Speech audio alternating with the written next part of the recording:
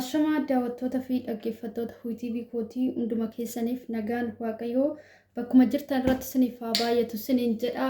Akkam jirtu akkam yeroo kana geessanii anis nagaa guutuun qaba galanni waaqayyoof haa ta'u jechuun barbaada.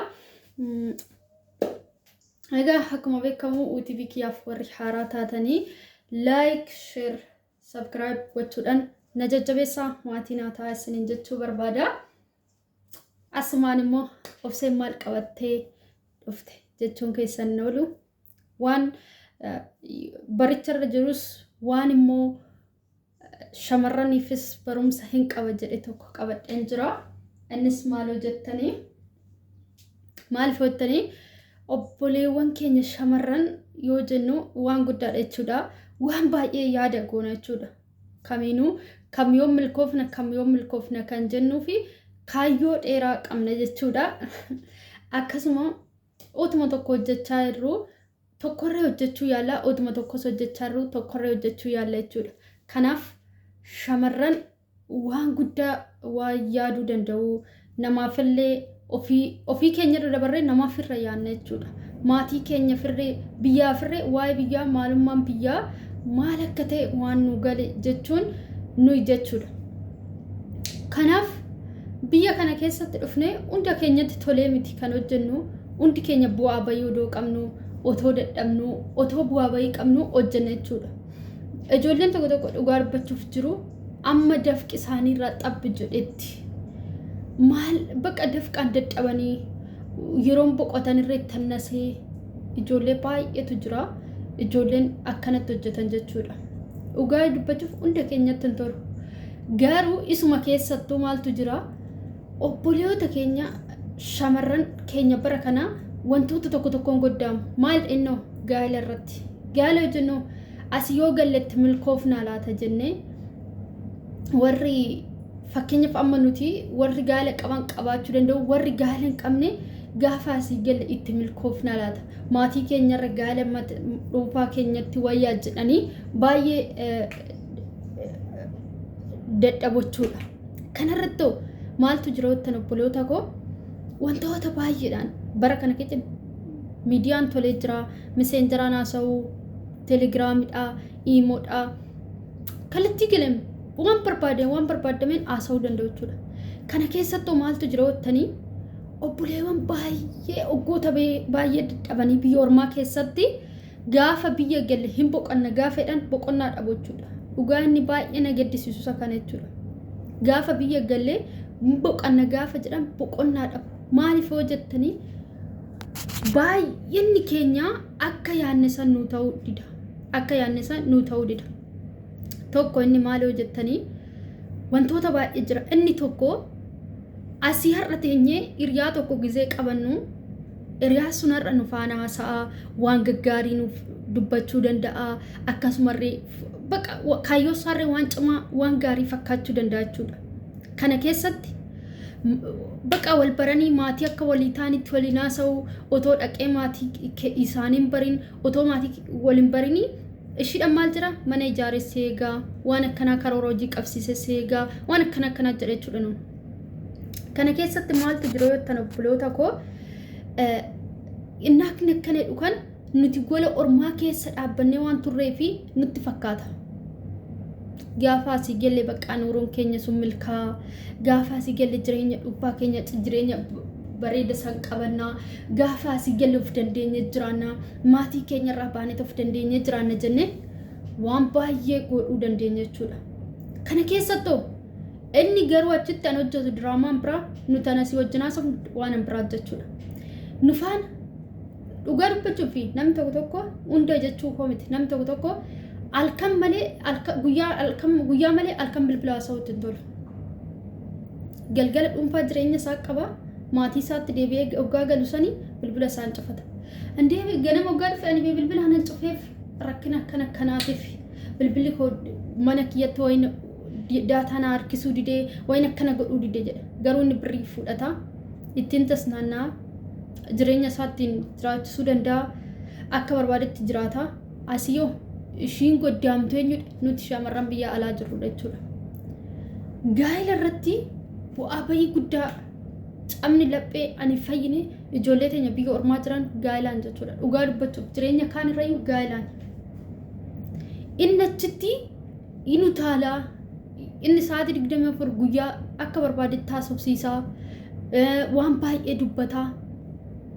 Yoo afaasaa laallu san immoo waan inni dhuguma karooraaf nu barbaade nutti fakkaata. Inni garuu karooraaf miti hubachuu hin qabnu keessatti nu birriidhaaf nu barbaade. Inni yeroo sadiif nutti fayyadama garuu boodarratti inni iddoo qaba nu iddoo nu dhabsise jechuudha. Dhugaa sanitti hima. Kanaafuu nuti maal gochuu qabna seetan obboloota koo? Dhiira hollaan irratti barre tokko wajjin hunduma lafee keenyatti foon keenya irratti dabalame jennee fudhachuu odoo hin taane waan jiru hundaan barree fudhachuu qabna. Inni tokko maal seetan? Ka aadaa qabnaa, safuu qabnaa, duudhaa qabna jechuudha nuti. Eenyumallee haa ta'u afaan kamiyyuu haasa'u aadaa isaan qaba, duudhaa isaan qaba, safuu isaan qaba. Ijoollee Oromoos taanan abboota keenyarraa jammaree amma abboota keenyarraa akaakiloota keenyarraa jammaree amma ammatti aadaa Oromoo safuu fi uumaa qabna jechuudha. Maatii keenyatti dhaqee yoo inni bare maatii keenya sana walii galanii maatiin keenya sun yoo ishii jedhan isarratti dhuguma qarshii erguu qabeenya keenyatti dabalachuu hin dandeenyu. Garuu amma sanitti dhugaa sanin jedha obboloota koo maaloo qabeenya keessanitti hin dabalina. Maaliif ijoolleen teenya baay'een lubbuu amma dhabanitti nuuf gaan balaa gaalaata jechuudha. Wanta biraa waan itti badin jiru jireenya biyya ormaa kana dadhabne aduu biyya ormaa kana dadhabne baqa dadhabbii biyya ormaa kana dadhabne ija ormaa kana dadhabne jedhee ijoolleen uffisanii lubbuu isaanii dhabaa jiran irra jiriin balaa gaa'elaatiin ijoollee biyya teenya irra jiran haasofsiisuudhaan qarshii isaanii waggaa tokko waggaa lama kan hojjetanitti dhabuudhaan lubbuu isaanii dhabaa jiru.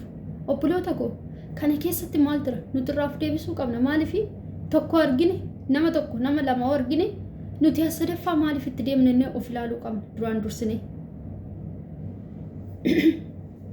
Duraan dursinee of ilaaluu qabna. Maaliif gaa'ela yoo ta'e uumaa keenya yoo uumaa guutee safuu keenyan deeme dhugaadha. Nu hunduu gaa'ela itti milkaa'uu dandeenya. Yoo isaan hin deemne garuu maaliif dadhabna? Maaliif qarshii keenya maaliif sa'aatii 24 odoo hojjennu qarshii keenya cafa maal dadhabna?